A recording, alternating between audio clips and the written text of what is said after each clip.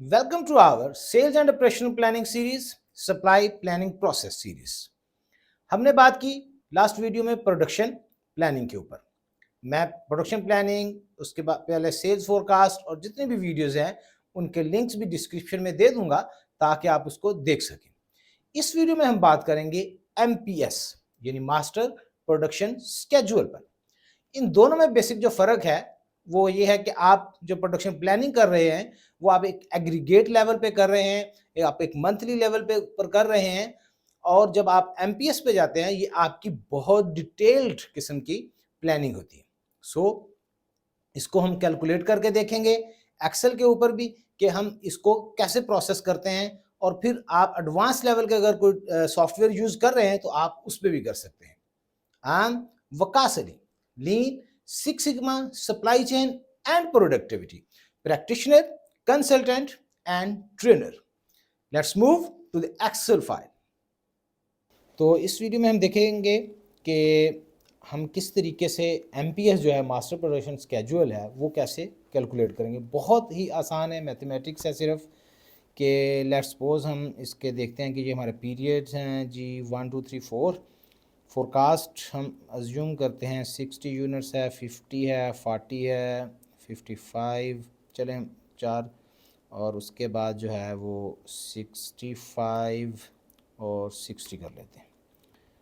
मैं ज़रा इसको डाटे को ज़रा क्लियर करने के लिए जी, और कस्टमर ऑर्डर्स हम अज्यूम कर लेते हैं 40 है, 30 है, 45 है, अज्यूम करते हैं जी 15 है और 20। प्रोजेक्ट अवेलेबल बैलेंस यानी हमारे पास जो प्रोजेक्टेड इन्वेंट्री ऑन हैंड है वो है 70 यूनिट्स, ये जो हमने इस साइड पे लिखे हुए हैं। अभी हमने कैलकुलेट करना है कि हमारे पास टोटल कितनी रिक्वायरमेंट है, और हम ये देखते हैं कि 70 माइनस आपके जो कस्टमर ऑर्डर है, आपके पास 25 की इन्वेंट्री हमारे पास पड़ी हुई है। और अब नेक्स्ट में हम ज़रा जाते हैं, फिर मैं आपको बताता हूँ कि आप MPS कैसे कैलकुलेट करेंगे। हमारे पास इन्वेंट्री सेकंड पीरियड की इन्वेंट्री ओपनिंग है 25, और हम माइनस करेंगे पीरियड 2 की कस्टमर ऑर्डर 15 का आपके पास शॉर्टफॉल है। तो हम ये अज्यूम करते हैं कि हमारी जो लॉट है वो हम 100 यूनिट की बना रहे हैं, तो इट मीन कि हमें दूसरे पीरियड में हमने 100 बनाना है। तो अब जो हमारा फार्मूला बैलेंस का हो जाएगा वो ये प्लस आपका MPS हो जाएगा, यानी कि 100। मैं इसको फार्मूले में ही कर लेता हूँ।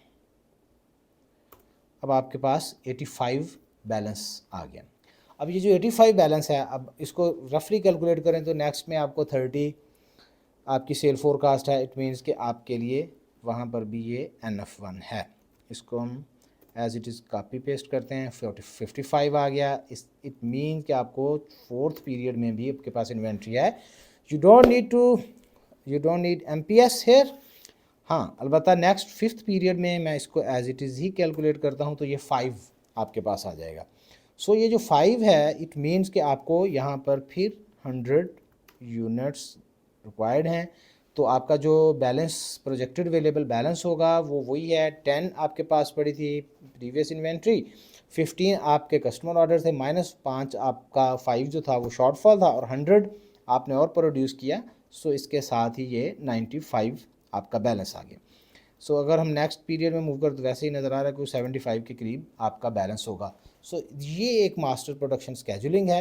आप इसको 1 बाय 1 इस तरीके से कर सकते हैं। होपफुली कि आप इसको समझ गए होंगे।